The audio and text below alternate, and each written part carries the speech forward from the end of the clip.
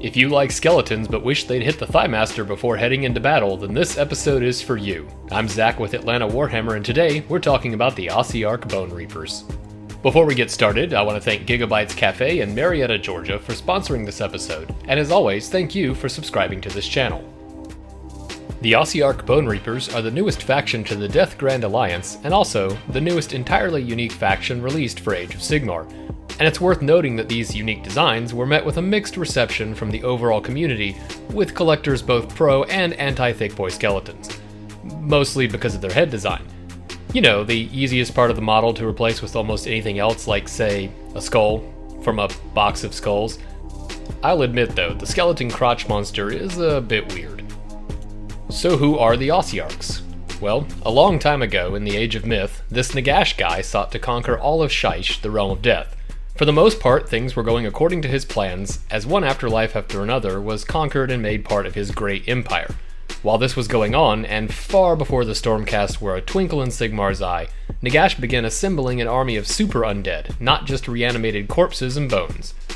However, he didn't actually trust anyone else to lead his new terrible legion, until he noticed that one particular afterlife had not fallen yet. More curious than angry, Nagash discovered the impenetrable defense was the work of a masterful general named Katakros. Katakros, realizing that he would eventually lose to the unstoppable advance of the legions of Nagash, decided instead to strut right up to the death god and insist that he be given a job. Normally, this sort of bravado against Nagash is met with an eternity of horrifically ironic torture, aka the Night Haunt, but something about this Katakros fellow intrigued to the death god. Nagash accepted the offer, transforming Katakros into one of his most trusted Mortarchs. While the newly minted Mortarch led the collective armies of Nagash, the Ossiarch Empire continued to slowly grow, intended one day to be led by Katakros himself across every mortal realm. Then, unfortunately, Katakros got into a scrap with Sigmar himself. Katakros possessed one of the most keen military minds ever seen, which Sigmar basically knocked out of him with the Hammer Gal Maraz. Surprisingly, this didn't actually kill Katakros entirely, and Sigmar instead locked him away in a secret storm vault. Flash forward a few thousand years, and due to the Necroquake, the location of Katakros is finally revealed to Nagash. He dispatched his newest Mortarch, Lady Elander, to free his best general, and finally gave Katakros the army he was always meant to lead. What's so special about the Ossiarch over, say, a skeleton with a sword? For one, the Ossiarch legions are given a degree of free will so that they can better adapt to an ever-changing battlefield without having some old guy in a black cloak yelling instructions. Each Ossiarch warrior is also a collection of souls, filed down from their original form until only their cruelty and fighting spirit remains. Fighting a single Mortek guard is more like fighting a dozen of the best warriors in history, all compacted into a single, nearly indestructible form that doesn't require food, sleep, or even oxygen. Ossiarch society only allows for downward movement, so if you fail in battle enough, you have to be the horse. No, really, there's people's souls in there.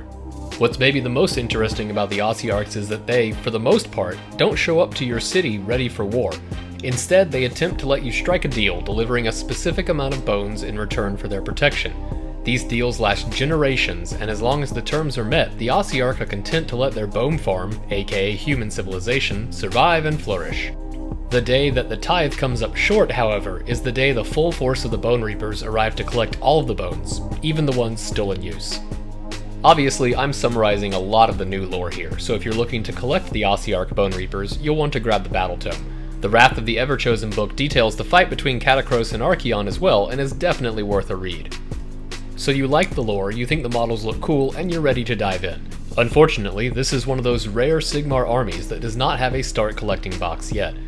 Hopefully, if the world stops burning down, we'll see one in time for the 2020 holidays, but other than that, your best bet to get a quick collection going is to track down a copy of Feast of Bones.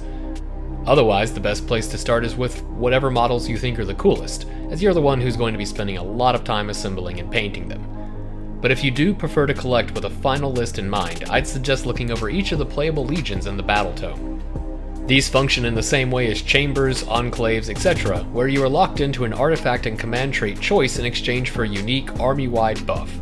More so than with many other factions, these legions will determine the playstyle of your models on the battlefield. Even the Petrifix Elite, who had their universal +1 save ability nerfed from orbit into a significantly worse one, are still very competitive if played to their strengths.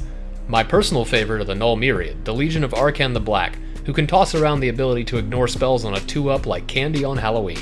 And that's it for our quick rundown on the Ossiarch Bonereapers, one of the most unique and divisive factions in the Age of Sigmar. Thank you again for listening and subscribing, and from all of us here at Atlanta Warhammer, stay safe out there.